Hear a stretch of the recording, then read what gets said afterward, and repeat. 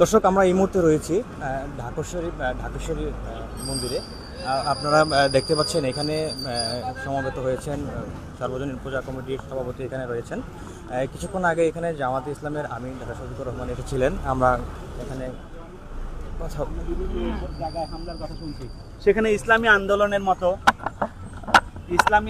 মতো একটা সংগঠন আপনাদের মন্দির পাহারা দিচ্ছে, আপনাদের পবিত্র স্থান যেটি পাহারা দিচ্ছে, এটি আপনারা কিভাবে দেখছেন? আপনি একটু যদি বলতেন। আপনাকে ধন্যবাদ। আমাদের ইসলামিক আন্দোলন বাংলাদেশে নেতৃবৃন্দ ধন্যবাদ, এবং যারা উপস্থিত হন সবাইকে ধন্যবাদ জানাই মহানগর স্বামী পূজা কমিটির পক্ষ থেকে। আসলে আপনারা সবাই জানেন বাংলাদেশ একটি অসাম্প্রদায়িক দেশ। এই দেশ হিন্দু মুসলমান বৌদ্ধ খ্রিস্টানের দেশ।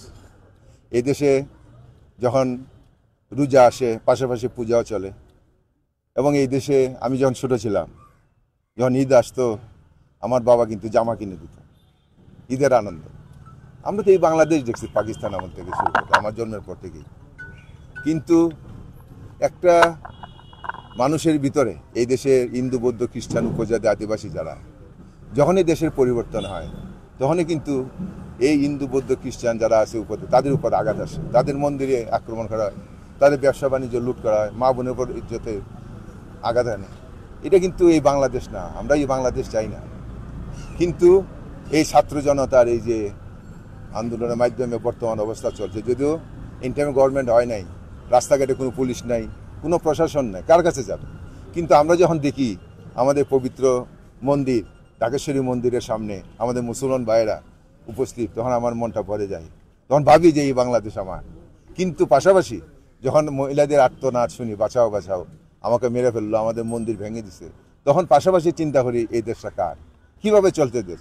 তারপরেও আজকে যখন সকালে আসি, আপনারা সবাই জানেন বাংলাদেশ জামাত ইসলামের আমির সাহেব ডক্টর শফিকুর রহমান সাহেব আসছিলেন, উনি আমাদের সাথে শুভেচ্ছা বিনিময় করেছেন।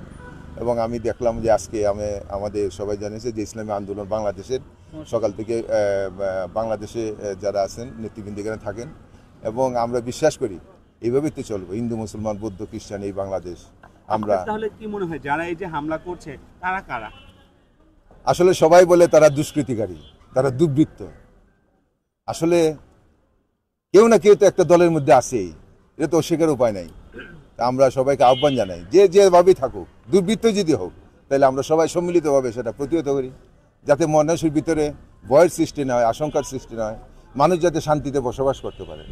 এবং আপনারা দেখছেন যে বাংলাদেশের যে অবস্থা বর্তমান প্রেক্ষাপটে এখন পর্যন্ত, সবাই কিন্তু এখন একটা শান্তিতে এবং স্বস্তিতে আছে, যে না আমরা সবাই পাশাপাশি আছি, সেটাই তো আমরা চাই। আপনার কি মনে হয় যে তারা আমাদের এই যে সম্প্রীতি নষ্ট করার জন্য কাজ করছে? আমাদের মধ্যে যে বন্ধন, এই বন্ধন, হ্যাঁ, কিছু স্বার্থান্বেষী মহল তো আছেই, যে এই বন্ধনটা যাতে আমাদের অটুট না থাকে, এই বন্ধনটা যাতে ভেঙে দেওয়া যায়, তাইলে তো তাদের সেই সুযোগের সন্ধানটা হয়। তা তো কিছু যুগে যুগে সবসময় ছিল। তারপরেও বাংলাদেশে আমরা চাই এই যে একতাবদ্ধ এবং বন্ডিং যে অবস্থাটা আছে, এটা আমরা চাই। ধন্যবাদ। সবাইকে একটু আপনার কাছে চাই, এই যে আপনারা দিন রাত পরিশ্রম করছেন, মন্দির পাহারা দিচ্ছেন, আমাদের ধর্ম তো তাই বলে যে সকল ধর্মের সুরক্ষা, সকল ধর্মের মানুষকে সুরক্ষা দেয়া। তো এই কাজটি করছেন, কিন্তু তার মধ্যেও অনেক সময় আমরা দেখি যে বিভিন্ন জায়গায় হামলা হয়েছে, এবং এটি আন্তর্জাতিক মহলে আমাদের দেশকে সুনাম ধন্য করছে। এই উদ্যোগ আপনারা কিভাবে নিলেন? এটি করতে গিয়ে আপনাদের কি কি চ্যালেঞ্জ আপনারা মোকাবেলা করছেন?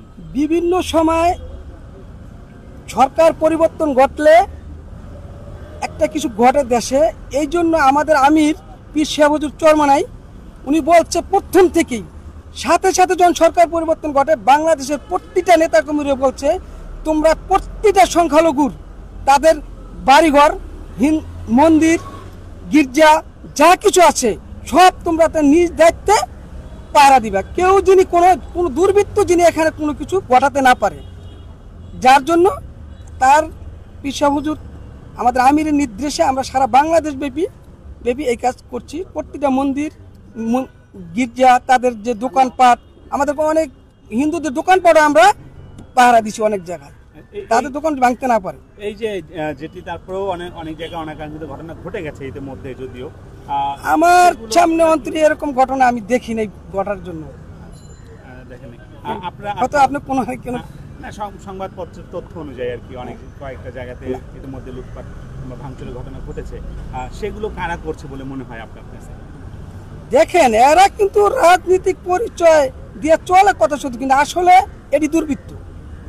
এরা চায় দেশের মধ্যে একটা হাঙ্গামা সৃষ্টি করে তাদের স্বার্থ হাসিল করতে চায়, কিন্তু সম্পত্তি নষ্ট করতে চায়। কোন রাজনৈতিক দলে আমি মনে করি এরকম না বলে তারা উপর থেকে নির্দেশ দেয় যে তোমরা সংখ্যালঘুদের উপর আক্রমণ করো, হামলা হাঙ্গামা করো, এটা কোনো রাজনীতিবিদ চায় না আমি মনে করি।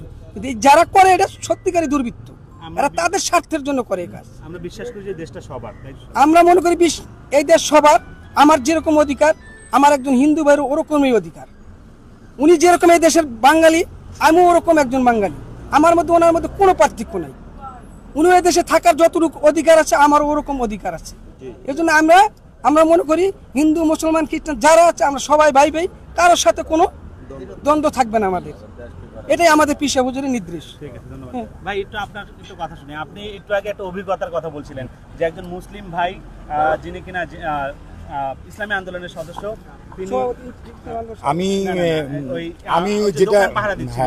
আমি যেটা দেখেছি সেটা হলো প্রথম দিন একজন ইসলামী আন্দোলনের একজন কর্মী গভীর রাত পর্যন্ত এখানে বসেছিল, পাহারা দিয়েছে প্রথম দিন যেদিন। তারপরে সে ফজরের নামাজ পড়ে চলে গেছে এবং তারপরের দিন তার সমস্ত কর্মী নিয়ে সে গেটে অদে ছিল। এটা আমার চোখে দেখা। এবং কালকেও আমি দেখেছি যে ছোট ছোট ইসলামী আন্দোলনের যে ছোট ছোট বাচ্চারা, তারা পর্যন্ত কালকে রাত জেগে আছে। আমি কালকে 5-6টা বাচ্চাকে দেখেছি, আমার নিজেরই মায়া লেগেছে। তাদের কথাবার্তা এত ভালো যে তারা যদি দেশের জন্য কিছু করে তারাই করতে পারবে। আমি মনে করি নতুন প্রজন্ম। আমি ইসলামী আন্দোলনের সবাইকে ধন্যবাদ জানাচ্ছি। আপনার এটা ব্যাপারটা কেমন লাগলো? আমার কাছে খুব হৃদয় ব্যাপার লাগছে, খুবই ভালো লাগছে, মনে অনেক সাহস সঞ্চয় হয়েছে। এখন কি মনে হয় আমরা কি সামনের দিকে একসঙ্গে সবাই আগাতে পারবো? এখন এটা হইলো আমরা চাই যে সবাই আমরা হিন্দু বৌদ্ধ খ্রিস্টান আমরা সবাই একসাথেই থাকতে চাই এবং একসাথেই ছিলাম। আমি আশা করি সামনের বারও আমরা এগিয়ে যাব সবাইকে নিয়ে। অনেকেই চায় আমাদের মধ্যে দ্বন্দ্ব তৈরি করতে। এটা শুধু দ্বন্দ্ব আপনার মধ্যে না, আপনার দেখেন বাড়িতেও কিন্তু দ্বন্দ্ব আছে। দ্বন্দ্ব এটা থাকবে, এটা কোনো দিন শেষ হবে না। পকেট মার যখন বলে যে আমি পকেট মার ছেড়ে দিব যেদিন পাবলিকের পকেট থাকবে না, সেরকমই আর কি একটা উদাহরণ। ধন্যবাদ। আমরা শেষ একটা বক্তব্য নেই, আপনাদের এখানে আরেকজনের বক্তব্য নেব। ঠিক আছে। আচ্ছা, একটু আপনার নামটা একটু আমাকে বলে দেন। আমরা জয়ন্ত কুমার দেব। জয়ন্ত ভাই,